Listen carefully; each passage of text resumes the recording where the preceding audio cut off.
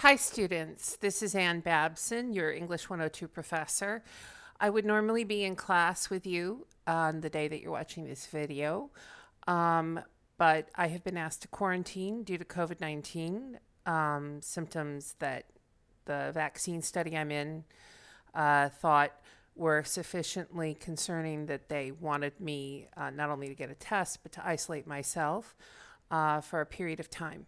And I'm not living in a warehouse here, but I have recently moved. And I apologize for the fact that my house is filled with boxes here. Normally, this would be, when I unpack all the boxes behind me, this will be a library full of books. Right now, it's a stack of boxes, a closet, and me under quarantine, which is far less glamorous than I might wish it to be.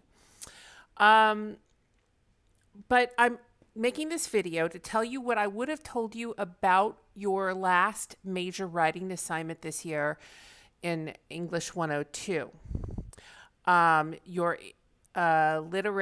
informed literary analysis essay. Uh, on Moodle, I have put two other videos that I believe you have looked at. One that gives you a general bit of information about how to approach reading a poem. Another one which tells you how to write exegetically, which means to do an analysis of what you find in the text that you read. And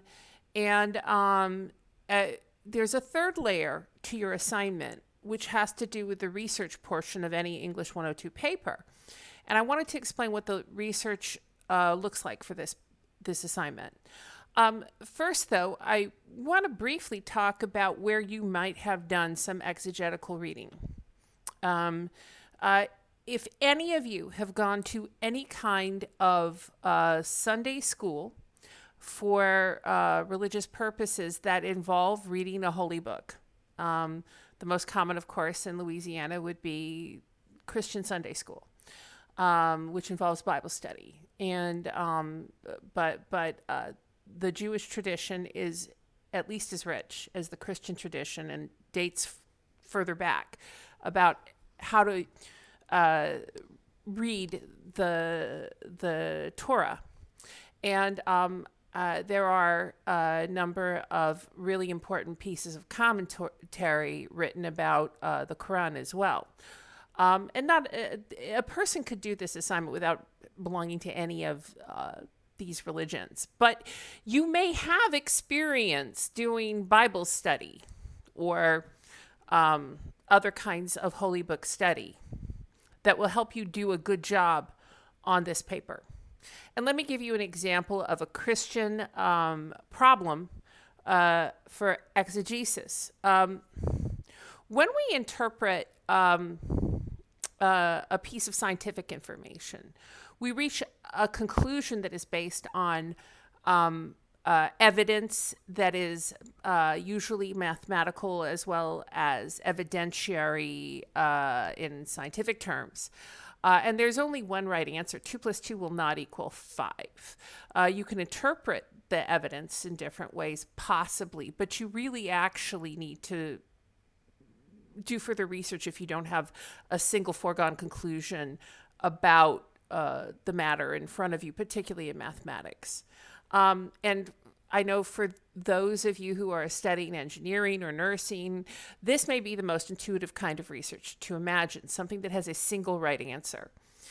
In the humanities, as in Bible study, there really is more than one possible interpretation for most things. Let me give you a clear example that seems like it would be a no-brainer, except it requires us to weigh different things that seem at first glance to possibly be contradictory. What does the Bible say about killing people in a war? Well, I just have to go to the 10 Commandments. It says, thou shalt not kill, case closed, God's against war. Oh, really? Really? What about that psalm that talks about, I thank you, God, for teaching my hands to war? That's not me, that's the King James. And then I scratched my head and said, but I go with the New Testament and I look at Jesus because I'm a Christian. And Jesus told his disciples, he who lives by the sword dies by the sword. It's in the red letters. I know now he must be very much against war under all circumstances. Oh, really? Well, then in the book of Revelation, why does he return with a group of people on horseback who look like they're going to do battle? Oh, I have to weigh a lot of different things. And one of the things you'll notice is that not all Christians agree. Older theologians like Augustine of Hippo weighs very carefully what a just war would look like. And he has some criteria he thinks justifies war under certain circumstances. And the Quakers, who are one of the founding Protestant groups for our country, believe that no war could ever possibly be justified under any circumstances. And people have different disagreements. My point is not to make you believe that war is just or unjust, or to make you share my Christian faith in any way. This is not me proselytizing you. This is me talking to you very specifically about how I would have to take a book and I would have to weigh different parts of it to come up with an interpretation of the meaning. And that process that literary scholars use is called exegesis, and it dates back to holy book religions. It's not an invention of the Victorian era when this kind of interpretation became a scholarly pursuit of literature, not because anyone in my department thinks that Shakespeare is holy. He's not.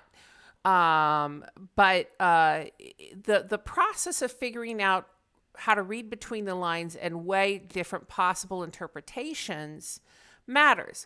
But using the example of Shakespeare, let me just reassure you that there are multiple interpretations. And unlike scientists who put forth evidence and determine as definitively as possible the foundational ideas of a conclusion that should be replicable through experimentation every time you do it. For instance, I think about Newtonian physics and the apple that hits Newton on the head. If I asked you to take a pencil and drop it, here, I'm going to take, here, you take a pencil, I'll take the scissors. I'm going to drop it. What just happened? The scissors fell down. Now, let me ask you about you and your pencil. Is there anyone who can say that their pencil fell upwards and not downwards? We know conclusively in science that that means that gravity is a force that works in a very particular way. Things don't fall up, they fall down. You learned that the first time, or second or third time at least, when you were a toddler trying to learn how to walk, that you could fall down. My dog knows that at some intuitive level. But literature doesn't work that way. And an example I'll give you of that is Shakespeare. If I read the play Hamlet, Hamlet has a central character who acts crazy. And he does so for some reasons he states to try to figure out a plan to avenge his father's death. His father was killed by his uncle. But here's a problem. Scholars ask themselves, based on the play Hamlet and its text, Does Hamlet never go crazy and he's just pretending the whole time to be crazy? Or number 2, does he go crazy somewhere in the middle of the play? Or number 3, is he crazy from the minute the play begins? And depending on which scholars you ask, there is a difference of interpretation, of exegetical reading, much the way that the Quakers do not agree with Augustine of Hippo's idea of a just war. That interpretive difference remains, and that is not considered an error if the person who is able to present a coherent series of elements of the text that would suggest a thing. In other words, Hamlet acts this way, that way, and the other way, and therefore I conclude he is either crazy, goes crazy, or never is crazy. Likewise, when you read a poem, you will need to interpret. And you will need to interpret not just out of your head, but what do you see in the text? And there's more than one person who may disagree with you with other evidence from the text. And if you can, it would be good to be able to have a counter argument against that other interpretation, but it may not always be necessary in all cases or even particularly practical. But that's the kind of reading you're going to do. But one of the things that you're going to do, and you will recall that for the 2 other major writing assignments, I've asked you to do research to back up what you're saying. You had an opinion about, for instance, perhaps whether billionaires should be role models or not, and you had to do research on that. You had to decide something related to what the president could do to diminish racism, and you had to do research on that. Furthermore, there is a way of doing this in literature. There is something that is called literary criticism. Literary criticism. And that's the kind of paper that an English teacher like me might write about what are the implications of a thing that an author has written? What was the historical context that inspired that particular thought process from this particular writer? Sometimes making an argument about why somebody else's idea about, for instance, when Hamlet goes crazy, or if he does at all, may not be correct, and why another idea is necessary. There are a variety of kinds of literary criticism. All of the poets that I have given you in that 20-page anthology, I've given you a short poem to look at as a foundation for your paper from that anthology by that poet. What I am asking you to do is to consult some literary criticism. You will find it in the library. All of these poets are notable.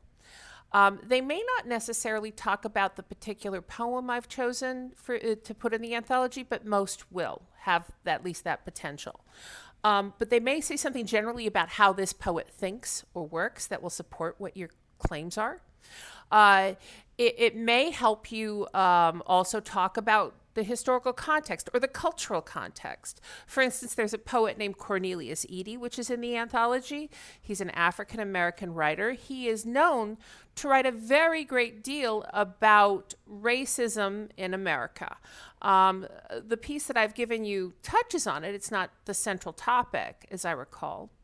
But his book, Brutal Imagination is the title, is one of the most stirring pieces of writing I have ever read. And he writes it from the point of view of what he calls the imaginary black man in American consciousness. His work dazzles me. It's remarkable. And there are a number of other poets there who are part of some kind of historical context. I believe we have Randall Jarrell in that, and he's writing about a world war. I could choose a literary critical work that talks about poets who write about war. I'm sorry, that over there in the corner, what you're seeing is over there is my dog's tail wagging. It's not a film defect. My dog is, I guess my dog likes war poetry because he's wagging his tail. But so talk to me once you are started looking for sources. If you talk to the librarian who may be able to help you find critical sources on your specific poet. You can quote something from your that writes about your poet or the kind of work that the poet is doing without talking about that specific poem. But if you hit the jackpot, you may get something that talks really and truly about that poem. So you're going to have to do 3 layers of things in this. This is the most complicated assignment I've given you. You're going to have to come up with a thesis statement that addresses some central thematic concern and either gives it a historical context or talks about whether or not that poet belongs to a larger school of poets that are doing a certain thing and this is how it fits in the school or doesn't. Or you're going to talk about what the theme means in the poem, and does this poet revisit this theme in other works? Spoiler alert, a lot of poets write over and over again about the same theme. In other words, like, if you ever take American Lit, by the way, I'm teaching an American Lit class online. I don't recall if I'm teaching Emily Dickinson in my syllabus next semester. But if you were asked on an exam, what does this Emily Dickinson poem mean? And you had literally no clue. If you said this poem is about death, there's a 100% chance you're right. You would just be at pains to explain why this poem is also about death. She wrote about death kind of nonstop. Poor Emily. But so my point to you is this. You are going to need to come up with a thesis that does that and read the prompt for that information. Then you're going to need to interpret the poem yourself by an exegetical close reading of it. It would be normal for you to have perhaps a little less than half of your paper be a close interpretive reading and a line-by-line analysis with citations from that poem. There are other approaches, but that's a pretty good one. Maybe less than half if the poem is particularly short, but it wouldn't be crazy to think about it in those terms. The last thing you're going to want to add to this, and in fact, you may even start there first, is who else is talking about this poet? Again, I say spoiler alert, I have not chosen a poet who is not written about in literary criticism in one way or another. You will be able to find an article through the scholarly databases of the university, or possibly also, because most of those poets are living, an interview with the poet talking generally about his or her work and his or her concerns in his or her writing. Obviously, there are some exceptions. Not all. If the poet is dead, like I think I have Emma Lazarus. Very sadly, Emma Lazarus died 100 years ago, and she has not been recently interviewed, consequently. But there are... For the dead poets, there's even more criticism you can read. So you will not be at a shortage of things that you could quote. I wanted to give you all this information so that you have a sense of the scope of the assignment. You're going to need to use the library. I suggest you either pay a personal visit to the library or use the Ask a Librarian chat screen to try to get oriented toward discussions about the kind of research that you need to do in order to succeed at this assignment. The first job, of course, is for you to read the poem and to do your very best to understand what the poet is talking about. with the help, I hope, of the other two videos that I have already shown you. And then, of course, perhaps the help of this video as well. I'm sorry that I am potentially a ticking time bomb for the community of Southeastern Louisiana University, according to medical expertise. As you see, I am not at death's door, thank God. But I do not wish to live the rest of my life thinking that perhaps one of you or one of your grandmothers got sick because I was in the room with you. I couldn't live with myself if that were something that happened. I am therefore under medical advice, not going to be present for probably more than this week, probably more like 2 weeks. I don't know yet. I have to find out from the doctors, and I have to find out if my COVID test is positive or negative. But what is clear is that I will be reachable to you by email. And if you need a Google meeting for some reason, let's organize one. I am probably going to put more books on these shelves over the next 2 weeks. We will find out, both of us, if I do, depending on the state of my health. But in the meantime, I very much desire you to be healthy. Please wear a mask wherever you go. That we are having what's called a COVID-19 surge. So allow me to speak as someone who is concerned for your health.